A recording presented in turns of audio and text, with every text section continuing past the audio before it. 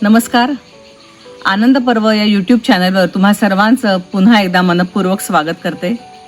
माझे वडील म्हणजे सुप्रसिद्ध साहित्यिक रवींद्र पिंगे यांच्या पुस्तकात तुम्ही अनेकदा उपळ्याचा उल्लेख केलेला असेल. उपळं म्हणजे राजापूर तालुक्यातलं आमचं निसर्गरम्य गाव. या गावात हे एक ब्रह्मदेवाचं मंदिर आहे. शंकराचं मंदिर आहे ज्याला ब्रह्मदेव म्हटलं जातं. आणि या परिसरात एक ब्रह्मदेवाची राई आहे. सुमारे 200-300 वर्ष ह्या राईमधल्या झाडांना कोणी धक्का लावलेला नाही.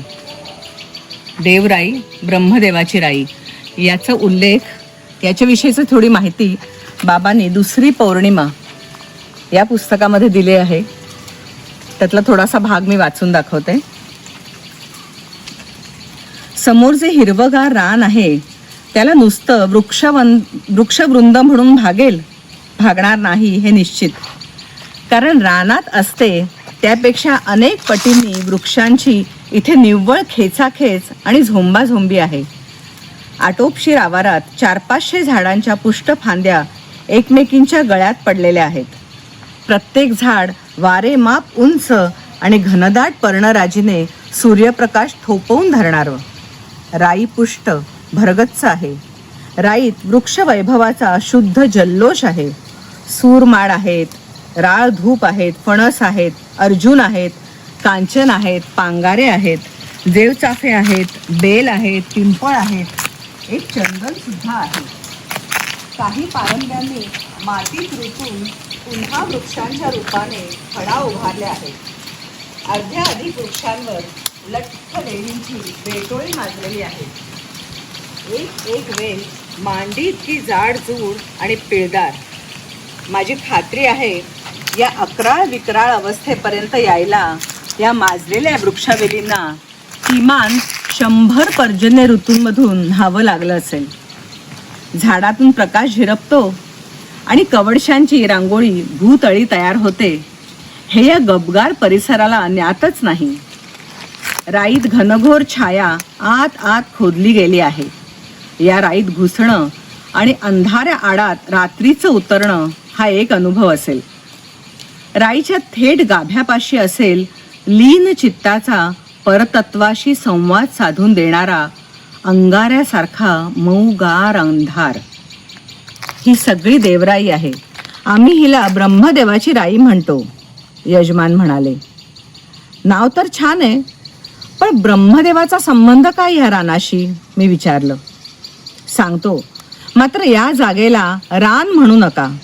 रान गुरा माणसांसाठी असतं. रानात आपण झाडं लावतो, तोडतो, पुन्हा लावतो, गवत गुरावासरांच्या मुखी देतो. आणि देवाची असते ती राई. या राईत आजपर्यंत कुणी साधं पानही खुडलेलं नाही की फांदीला धक्का लावलेला नाही. पाऊस पडतो, उन्हं पडतात, दव पडतं, नि ही देवाची झाडं आपोआप इकडे वाढत राहतात. इथं कटाई होत नाही की पाचोळ्याला सुद्धा कुणी हात लावत नाही. ह्या राईत कुऱ्हाडीला प्रवेश नाही. निसर्गाने निर्माण केलेली ही देवाची बाग आहे. माणसांनी इथे ढवळाढवळ करण्याचं कामच नाही. नि जो इथल्या झाडाला बळेच हात लावील ना त्याला दाखलाही मिळतो लागलीच. कारण ही ब्रह्मदेवाची राई आहे. ब्रह्मदेवाचे देऊळ सहसा कुठे दृष्टीला पडत नाही, पण आमच्या इथे या राईत ते आहे. म्हणून ही ब्रह्मदेवाची राई. चला आपण ब्रह्मदेवाचं दर्शन घेऊया. राईच्या अगदी प्रवेशद्वाराजवळच एक अगदी ठेंगणी घुमटी आहे. घुमटीत रूप नसलेले 2 उभट दगड आहेत. एक मोठा, घरात पाटा असतो ना तेवढा. दुसरा लहान, सडकेलगत मैलाचा दगड असतो तसा. त्यांच्यावर काहीही कोरलेलं नाही. त्याच मूर्ती मानायच्या, त्यांचीच पूजा अर्चा होते. घुमटीसमोर गुरुवासाठी एक झिजलेला पाट मांडलेला आहे. घुमटीत विझलेली धूपदाणी आणि उदबत्तीचं जुनं झाड आहे. देवावर फुलं वगैरे नाहीत, गंध अक्षताही नाहीत. सगळा मामला आदिम आहे.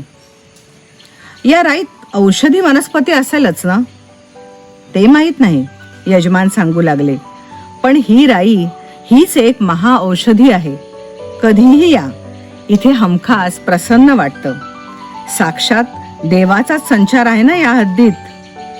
मी तर ब्रह्मदेवाला पाणी घातल्याशिवाय अन्नच ग्रहण करत नाही. धन्यवाद.